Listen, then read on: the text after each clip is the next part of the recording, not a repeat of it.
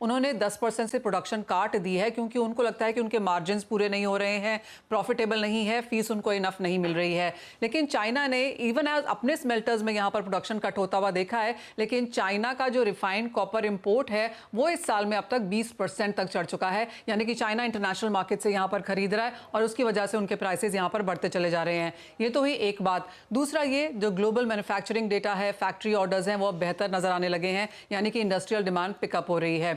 तीसरी बात यह है कि सप्लाई कंसर्न्स हैं यहाँ पर। जो पनामा कोब्रे माइन है वो दिसंबर से बंद है। पेरू, मेक्सिको की जो माइंस हैं वहाँ से भी गाइडेंस इस साल के लिए थोड़ी सी कमज़ोर है, तो सप्लाईज माइंस की तरफ से भी हमने यहाँ पर कमी आते हुए देखी है।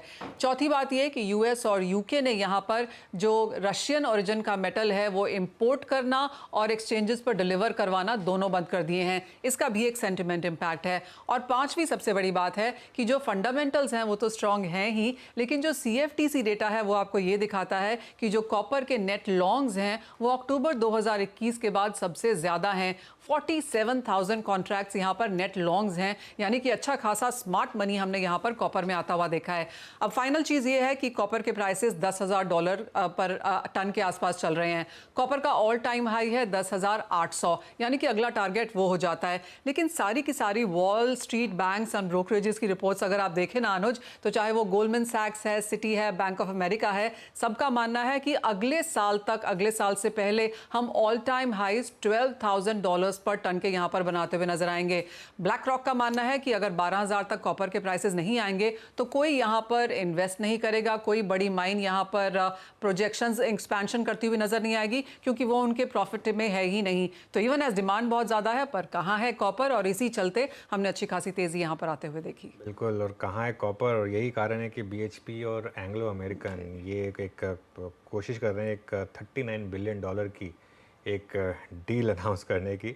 और आज मैं पढ़ रहा था कि जो सर्ज आया कॉपर प्राइसेस में, technically copper is now more valuable then diamond. तो इस तरीके के मूव्स यहाँ पर। मेटल्स में खैर बहुत तेज़ मोमेंटम है। मेटल्स इंडेक्स लेकर आइए, और ये एक ऐसा इंडेक्स है जिसमें आप ETF के थ्रू पार्टिसिपेट कर सकते हैं। ऑब्वियसली आज सुबह हमने वेदांता की बात की थी कि वेदांता एक स्टॉक हो सकता है।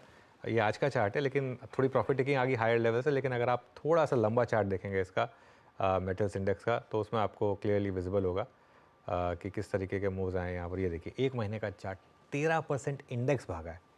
इंडेक्स 13% भागा है यहाँ पर इस समय पर। कौन सा मेटल स्टॉक्स सबसे अच्छा प्लेस्ड है शिल्पा जी? जी अनुज जी, अगर हम लोग मेटल्स की बात करेंगे तो मुझे तो नाल्को बहुत ज़्यादा पसंद है। यहाँ पे सेटअप बहुत पॉजिटिव है, जो जैसे 205 से 210 के लिए।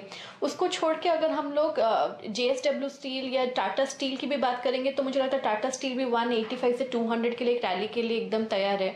तो ये कपल ऑफ काउंटर्स में इसमें अपसाइड पोटेंशियल अभी भी बहुत स्ट्रॉन्ग है। इनवाइल 1 पर 3 बोनस मोतीलाल ओसवाल, ये स्टॉक पिछले 6 महीने में आई थिंक डबल हुआ है। आई थिंक ये